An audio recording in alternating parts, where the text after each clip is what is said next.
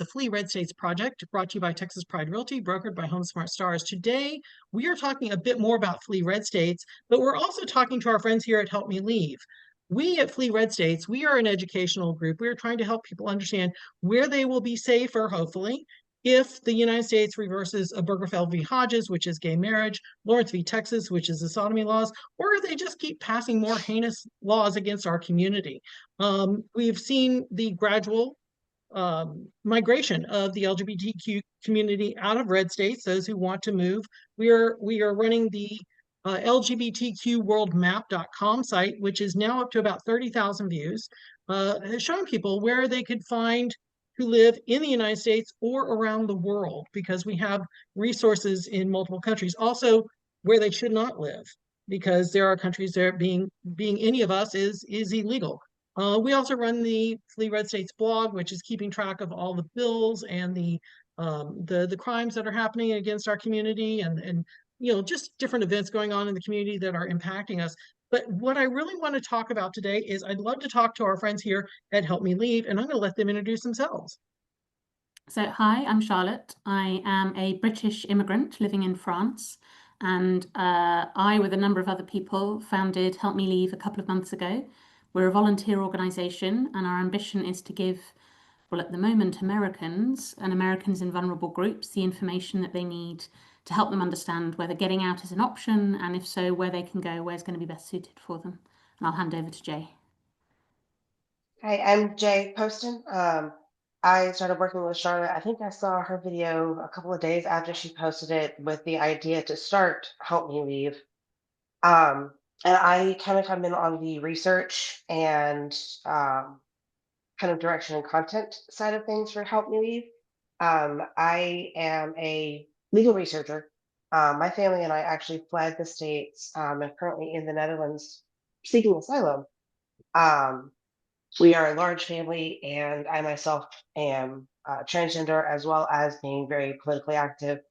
And so staying was not really going to be an option for my family. And I know that a lot of people are looking down that same barrel right now. So getting involved with Help Me Leave was a really awesome opportunity for me to be able to take kind of the documentation, information, statistics, SCOTUS opinions, things of that nature, and put it somewhere where it's readily accessible for the people who really need it. Excellent. So let's back and forth here for a moment. I started this 4 years ago with Flee Texas. We were holding a pride event in Texas, in Carrollton, Texas, and for years, like during the first Trump administration, my friends would have this conversation over dinners, like, "Where's your plan B? Where would you go? Where would you want to be if it gets worse?" And I looked at Leslie, and we were wrapping up the Pride event, and I thought, I think I'm going to start the Flee Texas site. And almost immediately, and we started putting this out there. Almost immediately, we started getting responses from around the country. So we shifted in the first probably 2 months to Flee Red States. And Leslie and I are both internet folks, so I bought almost every state, Flee whatever state, and also Flee United States. And it's very rapidly grown to that level. And then, of course, the election last year made it worse. What we find is that we're getting waves of people to our door. When something bad happens, when the election results came in, our website spiked. When something happens in the news, and we won't mention anything recently because I don't want to even bring that energy into this room, people will respond to us and be frantic. The water's suddenly too hot. What do I do? Are you receiving that same sort of attention? And how are you dealing with that outreach? I don't think I should have been shocked, but I was surprised at the level of... Charlotte, your audio is cutting out, love. Your audio is in and out for me. Yeah, it just went out completely. Should have been surprised. Is it any better now? Or That's better. Yeah. Okay. I just moved it closer to me. Okay, so you said you should have been surprised. I shouldn't have been surprised, but I have been. I don't know if you know the sort of story of the inception of Help Me Leave, but Let's go over that. Yeah. Okay, so I I have only been vocal since January. I'm a nobody, right? I'm a nobody. I'm a British nobody. I'm straight. I'm white. I'm cisgender. I'm like all kinds of nobody, right? But I just started in January. I was just so upset and outraged at what was happening that I just started posting videos saying, what are we supposed to be doing? The rise of fascism. Oh my gosh. And so a few things came from that. I've got an anti-fascist book club called Hotties Hate Fascism. I've got a pen pal program called Letters from America, where people who are in the US are sending out their stories, and I've been collecting those and sharing them. And then most recently I said, based on the books I've been reading, we are in 1930s Germany, and I feel a moral obligation to do all I can to help those most at risk get out. And then I had a video flooded with people saying, yes, I agree. How do we do it? So I posted another video the next day saying, okay, I think it's called Help Me Leave. I think it's a place anybody can go. I think I can't fix the barrier that is lack of money, but we could fix the barrier that is lack of information and lack of community around it. So Help Me Leave is designed to give people the information. We're not sugarcoating it. We're not making it so that everybody leaves. We're not persuading people to be an immigrant. I am an immigrant and it's difficult, right? It's always difficult. It doesn't matter what you're coming at it with, but if you're disabled or POC or LGBTQ, it's even worse. So we're not trying to make it appealing for everybody. We just want to give clear information and provide a kind of trusted community. The second element that came into it once Jay came on the scene with all of his experience was the support team. So the other part, in addition to the information, is for people who are most at risk. We offer a one-to-one, talk to a human, figure out your options, and let's see if we can get you out. And how many, Jay, is it now? I don't know, we must be up to like 14 or something. I believe at this point we have 16 people in the last, was it 3 weeks maximum now since we actually went online with it. 14 people that have actually left through various different paths. And then I think we have had over 600 as of today, over 600 questionnaire submissions, and that's kind of how we work through the support team. Is we have a questionnaire where you kind of give a little bit about your circumstance, try to be really careful with the wording on that questionnaire so as not to leave super specific information on there, just because we're trying to be conscious about safety and security. But they'll come through the questionnaire submissions. The submissions get triaged. We have traditional case managers who are looking at multiple visa options. And then we have asylum specific case managers who are, at this point, everyone already is an asylum seeker themselves, someone who's physically going through the process at the moment. And we're trying to make very clear that asylum is a last resort option. There are a lot of other options available, and that is kind of the support team's job. Is if you have a goal and you can identify your support needs, but you need help with what are the steps to getting a passport? Because I know so few Americans that actually have passports. How expensive it is to get a passport. Nobody knows until they go to get one. How to book a flight. I know me personally, I had never booked an international flight before. That was a nightmare. So we have how to document the checklist that we can give to people and help them stay on track with their path of evacuation. So you talked about the letters that you received. When we started this, we were not prepared for the level of trauma dump that came our way. We literally talked about we need like someone we can talk to after hearing the horrific stories. Like, so how are y'all dealing with that? Because we talk about helping them get out, but up front they need more than just here's a way out. They need someone to talk to. How do y'all handle that? It's incredibly difficult because also we can't get everybody who is unsafe out. And that's something I wrestle with a lot. And often in the comments of my videos, people are telling me of their horrific circumstances that mean, yeah, like they probably are going to have to sit where they are and face what's coming. And that's something I really struggle with. Interestingly enough, in our book club this month, we read a book called Hope in the Dark, which is about finding hope through action and about understanding that every little thing you can do still matters, even if you can't do all the things you'd like to do. And that's really helped me frame it. But yeah, it's difficult. And some of the letters I've received are deeply dark.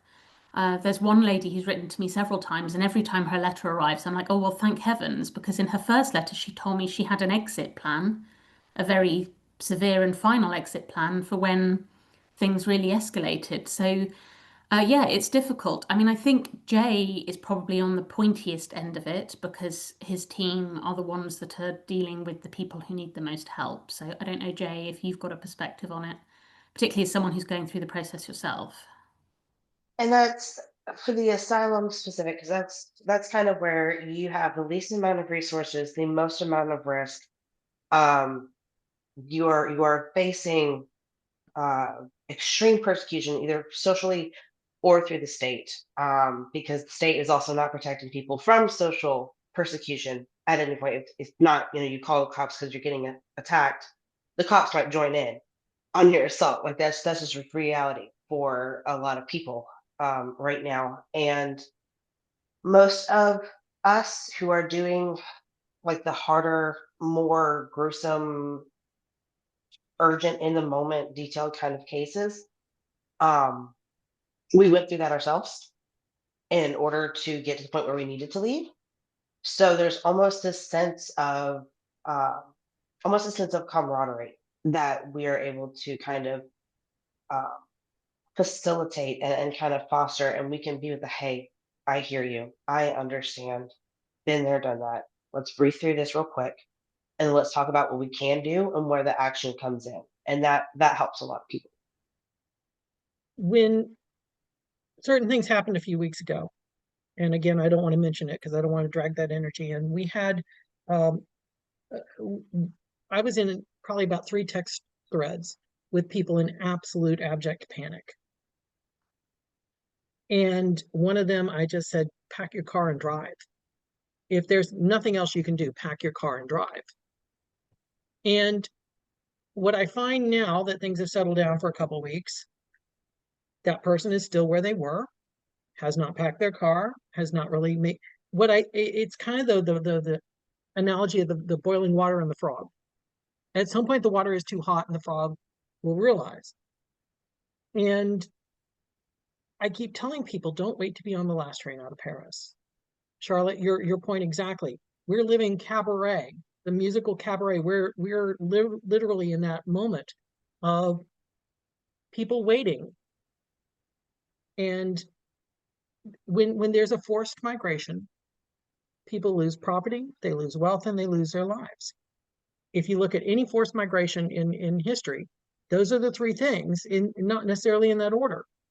And there will be people who can't afford to leave, and there's privilege involved with some of this, and I acknowledge that.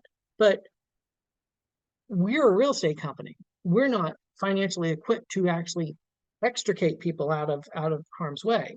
We're trying to educate them about where they might sell or buy. And I feel like we're not equipped to deal with what we're dealing with. And as I think Leslie said, we've had agents who are like, come off the phone with people like, how do I deal with this? We went to the Expatsy conference, and if you don't know Expatsy, we'll get you connected. They had a conference in San Antonio in May, and I was a speaker there, and Leslie and I went together in our merch and everything. And most of the time we spent in the lobby talking to people, kind of therapeutically, hearing their story and why they didn't need to be convinced. They just needed somebody to listen and then to tell them these are the steps. So the fact that your organization is giving them steps is wonderful. Wonderful. Yeah, I mean, we also have a community that we've set up on Discord that's up to something like 800 people now, projected to be 3,000 by December.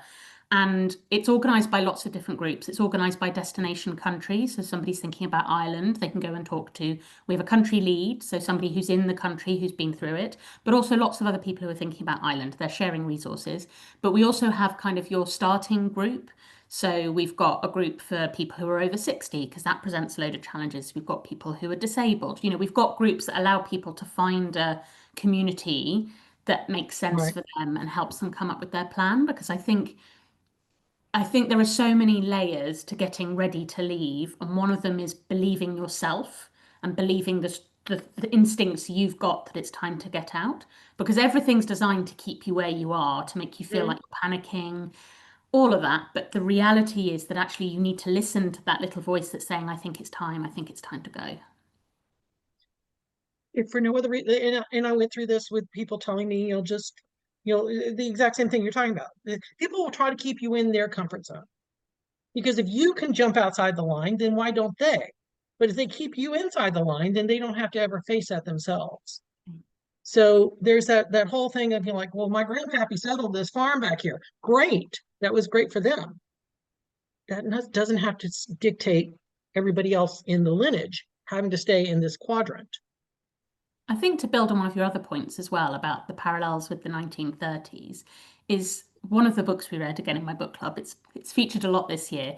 He talks about how his grandmother escaped. She was a Jew living in Berlin, and she apparently used to dress up as a concentration camp guard, and she was busy getting people out.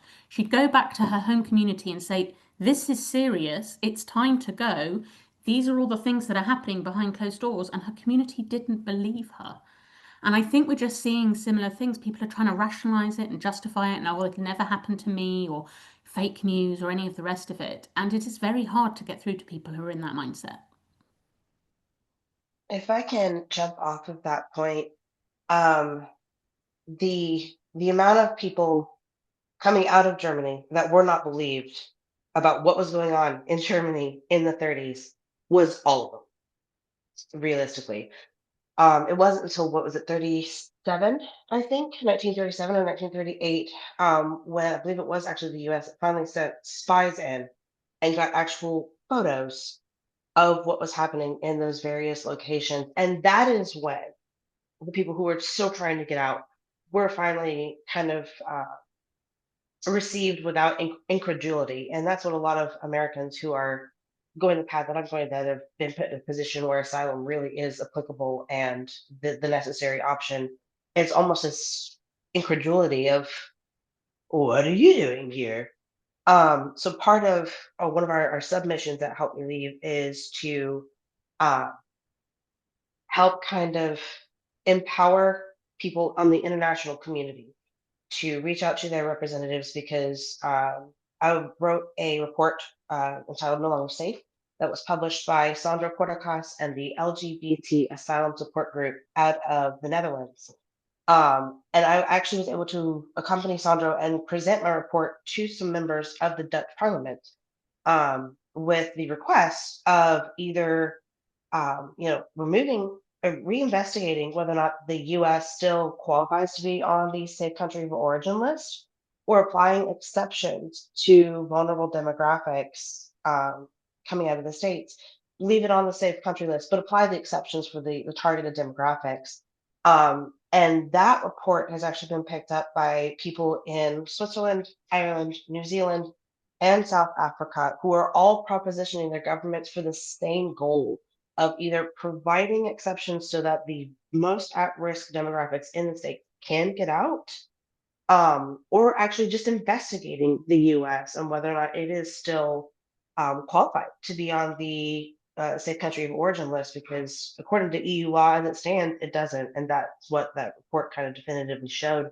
And that's the other part of kind of what we're doing, is almost this campaigning for awareness, for involvement, because we are at a point in time right now, we can change. We don't have to repeat history exactly the way it was.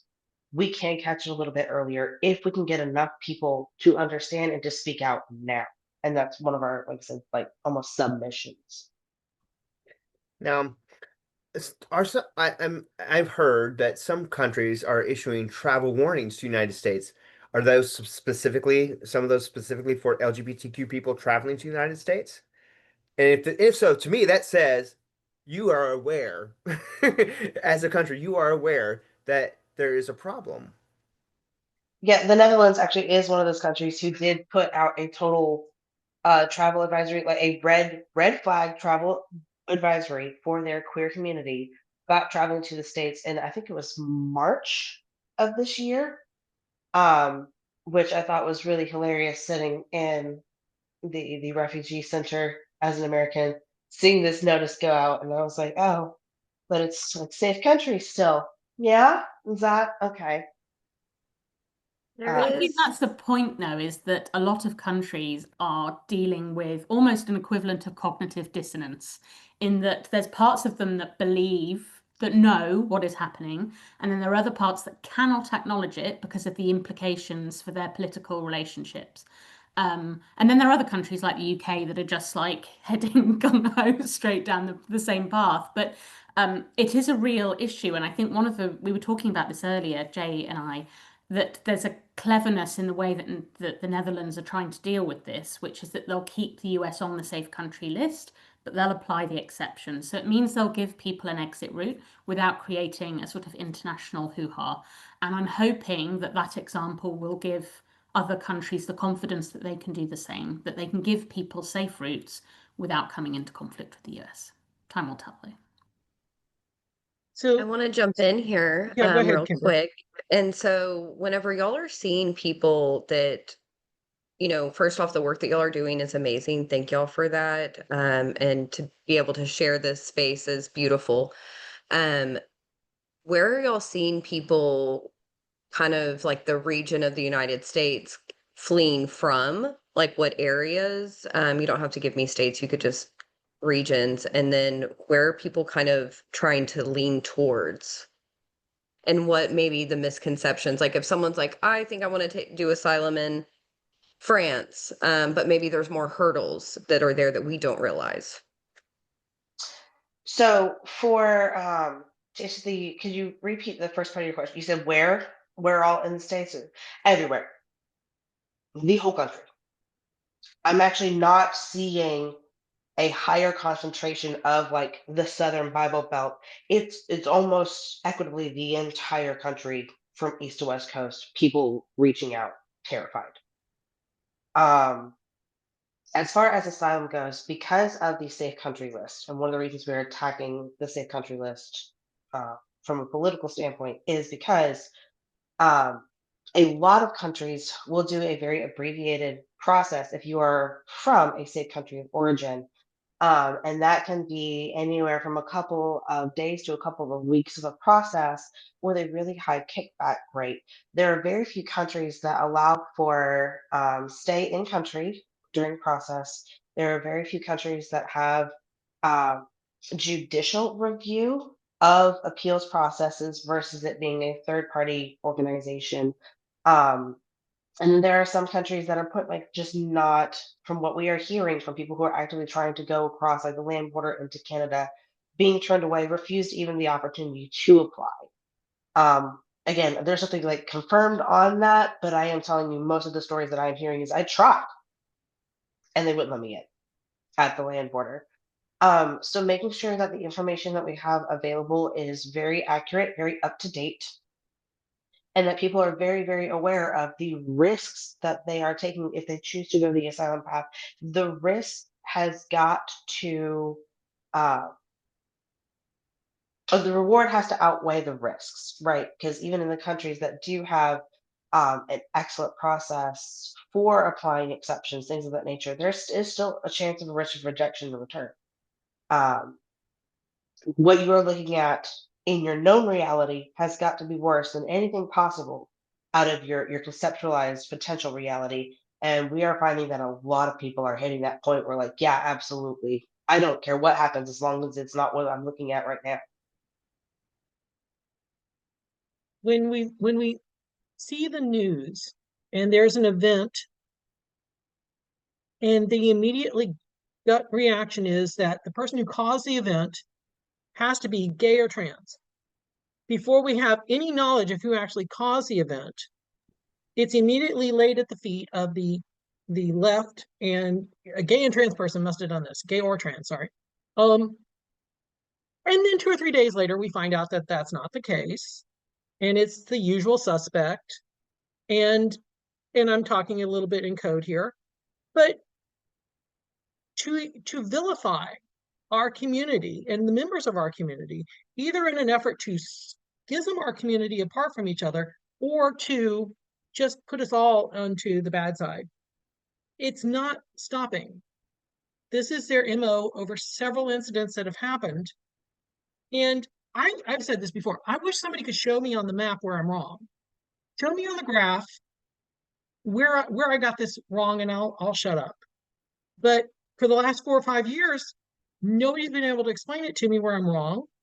And then unfortunately, steps keep going that direction. And I'm like, we know, if we know history, we see where this goes.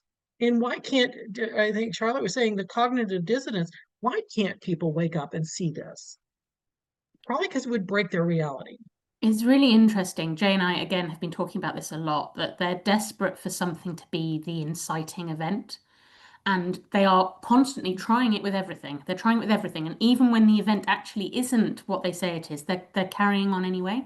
And the executive order attacking Antifa, despite the fact that, as you say, none of the evidence is pointing to that, just shows that they will continue They're building. looking for an ignition.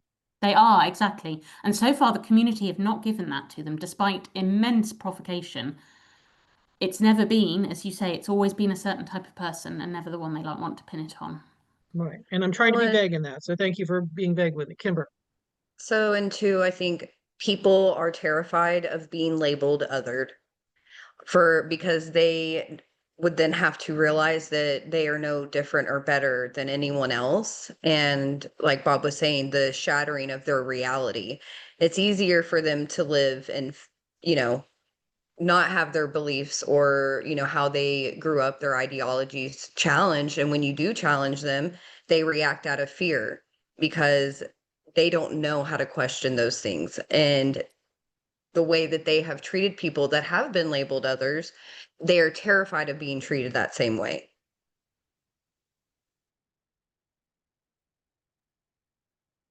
Yeah. I would add to what I have experienced because I am still in contact with friends and some family um, back in the States still. Um, the brutality of survival in the States takes up so much cognitive bandwidth that when people do get a chance to sit and breathe and even just doom scroll on TikTok or whatever, they see all the news, they can't process it. They can't process it and they can't separate. For some people who have benefited from the systems that have gotten us where we are right now, speaking out against it loses them that security, loses them that privilege, and it's almost incomprehensible, especially if you are able to process and acknowledge that you have that privilege. Um, Choosing to walk away from it is really difficult for a lot of people in that position. It's shattering their reality. It's when they finally acknowledge or when they come to terms with, it's a shattering of their reality. Every safety barrier they thought they had is gone, and they realize, oh wait, this is me too. This, I am part of that. It's gonna, and we can all tell you who those people are. I'm just saying I may fit the description of what that looks like. So, but it's a shattering of what they know and what they believe, and it's hard to give up what's been your whole reality and be like, oh wait, it's me too. It's not just those people. It's not because we have a lot of letters that come out in the LGBTQ plus, and there are many people who try to separate those letters out. Well, they're not. Well, that's not us. There's a lot of that goes on, and I've been around for a long time, and it was a long time before we included all those other letters. It was a long time. So it is a shattering of their reality, and it's one of those things that they're gonna once they come to terms with it, you know, then they have their whole group that their world is centered with, that they almost have they're gonna be cut out of because they don't believe the same way anymore. So it's not just like I see this now. It's like I see this now, but my friends or my family, they don't see it that way. I'm no longer a part of that. So now they feel this situation where they're just alone because they don't feel like they can really just step into that other space. And it's not always welcoming, especially when you've been on the other side and you're wrong, you're wrong, you're wrong. So I was just going to say, one of the reasons I think my content has done well is there's two reasons. The first is I feel like I hold up a mirror that allows people in the US to see it, right? Because if little old me in the south of France is observing this stuff, I think it allows them to then say, oh, okay, it's not just me, like this is actually happening. And the second is, as I said at the beginning, I'm a very boring, very straight, white woman, right? But in that, I think they see sometimes some of themselves reflected. And again, it allows them to say, okay, if somebody who looks like that can see it, it must be really bad. Again, it's just this thing to say. And it's one of the reasons it's important for people who aren't in the immediate vulnerable groups to speak up, because that's the only way we can get loud enough. Well, let's also acknowledge that you are in the vulnerable group in the United States. Women don't no longer have body autonomy. There's a lot of intersectionality going on here with the BIPOC community, the women community, the immigrant community, the LGBTQ community. They will come after us sequentially or all at once. So I want to maybe invite you to not feel that you're not part of the targets, because not that that's a great thing. Congratulations, welcome to the party. Sorry to drag you in, but the water's hot. Jump in. It's a lot of us, because you can only be so male, white, cis, Christian, whatever, to the point that who are they going to pick on next? Who are they going to pick on next? The left-handed? I mean, what do we do? Sorry, I'm left-handed. It's literally that. It gets down to that finite level of who do we vilify next? And I don't understand the middle. The middle who just votes for the economics, or that's we've always voted this way, and that or I just her emails, or whatever. I don't understand that group who is willfully blind, willfully just, and I have members of my own family, yes, I'm talking about you, who want me to come back for weddings and come down and do stuff, and I'm like, I can't do that. But the same thing is happening in the UK, and it makes me want to tear my hair out. And again, people are going to say they're voting for the party that's going to sort out the economy or sort out the immigrant issue, ignoring the fact that the leader of the party has come out as anti-gay marriage, anti-women's reproductive health autonomy. Like, he's telling us who he is, and people are still going to vote for it, despite the fact that we can see what is happening in the US. I cannot stand it. It makes me very cross. And that's And one the of cross the Brit is not a great Brit. Jay, you can Kimber, go. go ahead. You go. I was just gonna say that's been one of my almost send-off points, as I've had the opportunity to speak with different people in different countries who are looking to challenge and change policy, to reevaluate things, is that um, everyone should be very aware that the conservative red wave is a global issue right now. Let's call a spade a spade. Christian nationalism is Christian nationalism. It is white supremacy. It is in a spike right now globally. And if you think it's not going to happen to your country, I want you to look at the American who has run from their country and tell me you honestly think it can't happen to you too. Well, when we look at other countries, so for me, this journey kind of started right after COVID. A friend of mine got an assignment at the U.S. Embassy in Mexico City and says, "You should come visit." I'm like, "This weekend?" And I realized when I got there that the propaganda I've been fed about Mexico is totally BS, and I felt safe. There was no one like, "My mask, my freedom, no mask." There was none of that. And listen, I don't speak Spanish. Listen, I'm born and raised in Texas. I should have known Spanish, but I dropped it in high school. But I was I felt I was welcomed. Like, I had Google Maps and Google Translate. And the moment they saw me trying, they went out of their way to help me. They were very, very open to like helping me out. And that's when I was like, where else can I go? And listen, I'm over 50. Um, I'm gay. I'm HIV positive. I need to know. I need to feel safe. I need good health care. I need affordable living. that type of thing. So that's when we started breaking this down, and Bob built this map that's behind me. Is like, where are these possible places that we can all feel safe? That's when we're like, well, now where can we help everybody go to feel safe? Like, so those are a lot of the issues we looked at, and um, I'm acknowledging, yeah, there are European countries that are on going down that same path. And I know people who are going to those countries, and I'm like, how much longer, how much longer will we be safe in those countries? How much longer? How far away? I'm looking at, it's been a good 2014, 2016 kind of thing where I felt like we really just started going heading down the path. That's not even 10 years.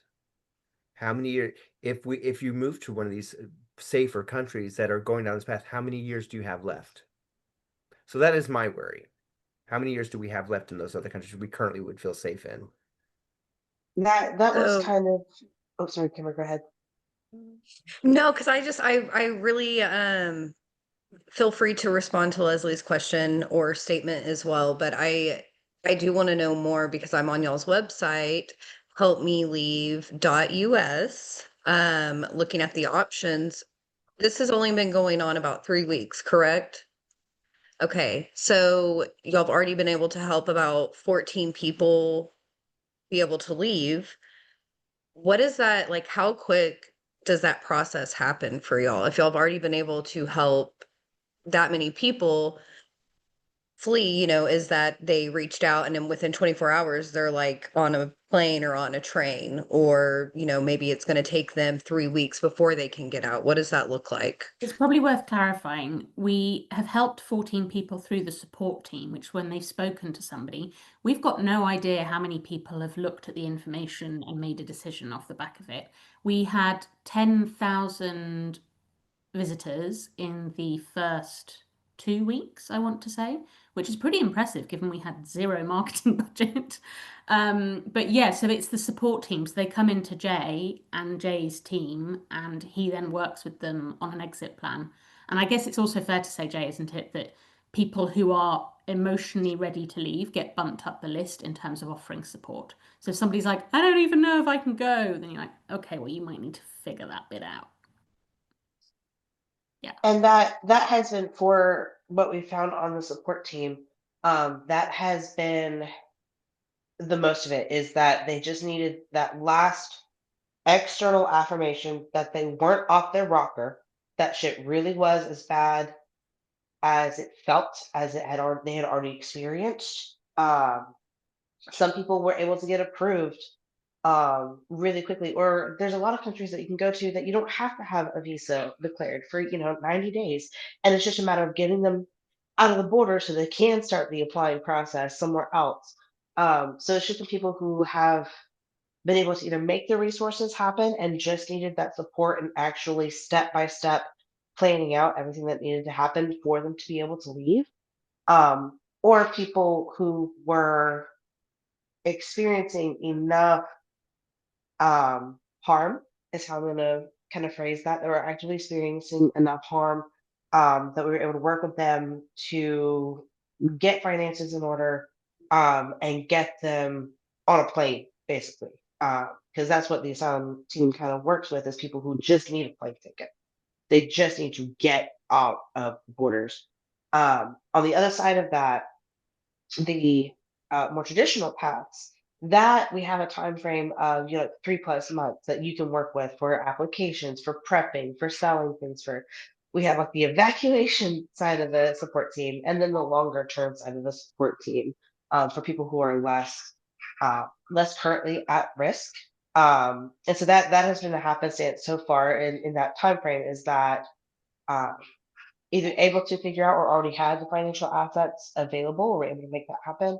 And either the urgency or the motivation was, uh, again, where the potential rewards far outweighed the known reality.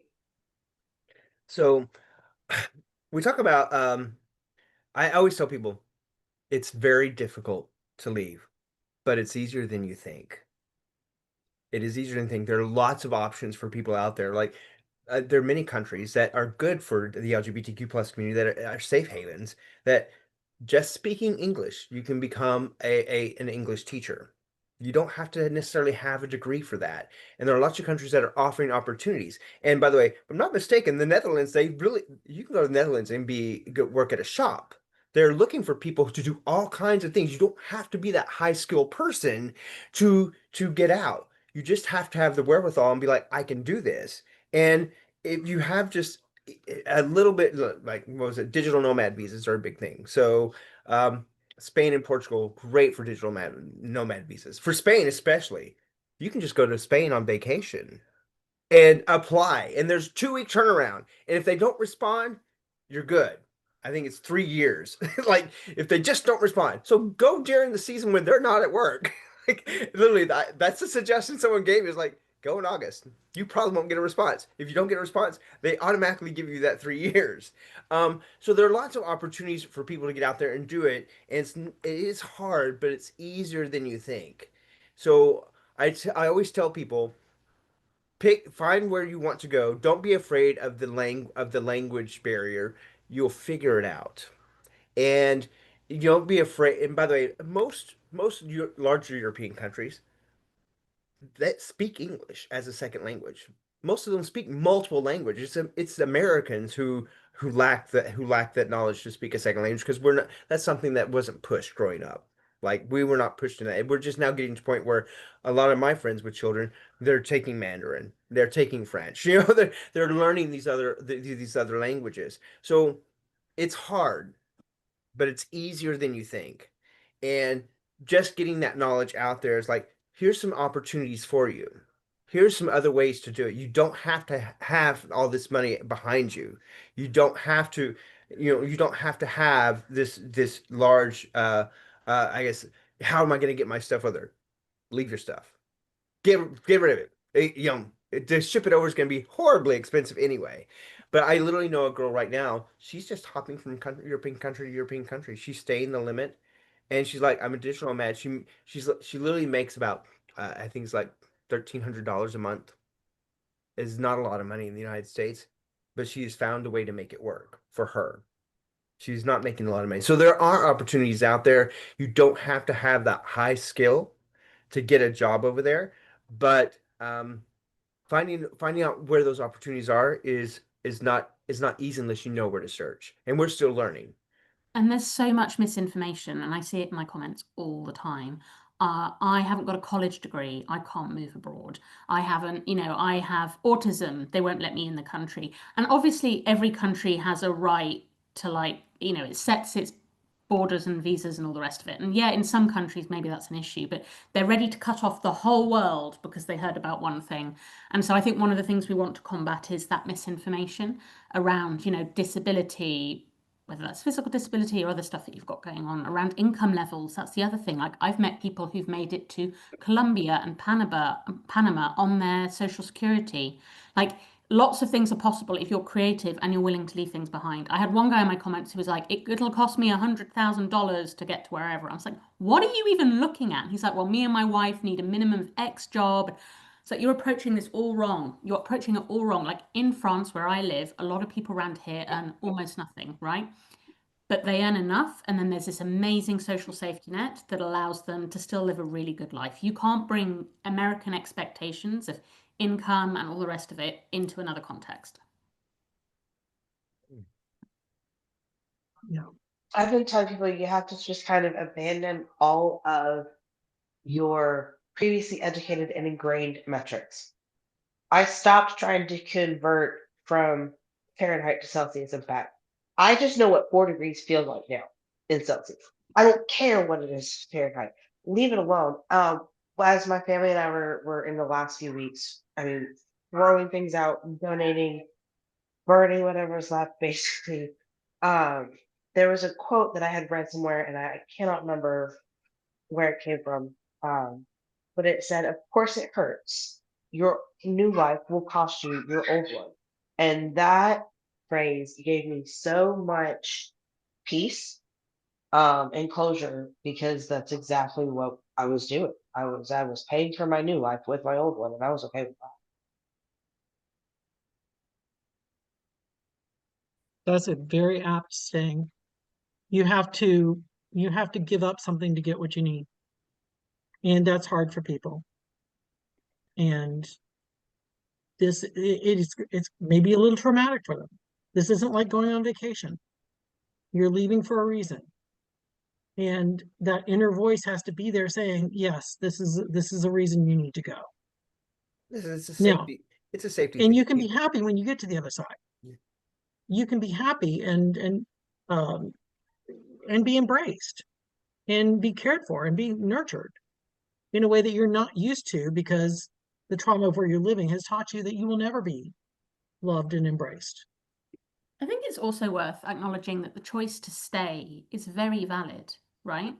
You're very welcome to look at your options and make the decision that you're not willing to pay the price, or that actually you have it in you, you believe, to stay and to fight in a way that's meaningful. And both choices are really valid. And I hate it when I see judgment from both sides, because everyone's in the end just got to do what makes sense for them. I had an amazing letter from a trans man living in Los Angeles who talked about the fact that he was not willing to leave behind his life. He loved it and he would fight for it until the very last moment. And it was so beautiful to me, because that is also a really valid choice and a really important one. I want to give people the option. I want them to know what their choices are so that they can make an informed choice. And Jay talks a lot about informed consent and knowing what you're walking into, whatever it is. And just a reminder for people, one of the hardest things to do is leave behind community. But community is waiting for you wherever you go. And sometimes you can build that community. Bob is very good about building community wherever he goes. So don't be afraid that, Jay was talking about, you basically give up everything to go start anew. You can build that community. The community is already there. It's already being built. People are already there to welcome you in. So don't be afraid you're going to be alone. Because honestly, people around the world are ready to welcome you in to their communities. So don't be afraid. It's scary, but don't be afraid. But it is hard work. It's not going to be offered to you on a plate. No. So let's wrap up here for a second. How would people reach out to you both? Probably through our website, helpmeleave.us. We've got several routes into contact either the support team or the kind of management team. We're both on social media in all the usual places, so people are always welcome to reach out there. Although my DMs recently have got particularly horrific and I've stopped opening them, so maybe that's not such a good choice. Yeah, by the way, I found y'all on TikTok. That's I was like, who are these people? Let me find out who they are. So I appreciate y'all. Y'all are both very, very vocal on TikTok, and that's why we're here today, is because I found y'all to be engaging and purposeful, and I appreciate that. Thank you. Trying to make a big impact on Facebook and YouTube. And anytime we find another organization or group of people in alignment, we're like, let's chat. Let's do a podcast. Let's get the word out. Because this is not like, well, we can't talk to them. No, we have got to be on the same track of just informing people and encouraging and making it okay for them to make a decision. This needs to be a collaboration, not a competition at this point. We are Exactly. too close to the wire. Yeah. Okay, well, thank you. Thank you both for being here. This is Bob McCraney, fleeredstates.com, TexasPrideRealty.com, and check out our friends here at helpusleave.us, I believe, right? Helpmeleave.us. Helpmeleave.us. I screwed it up. So sorry. Go get that other domain. Help us leave. Go get that other domain now. Go get it.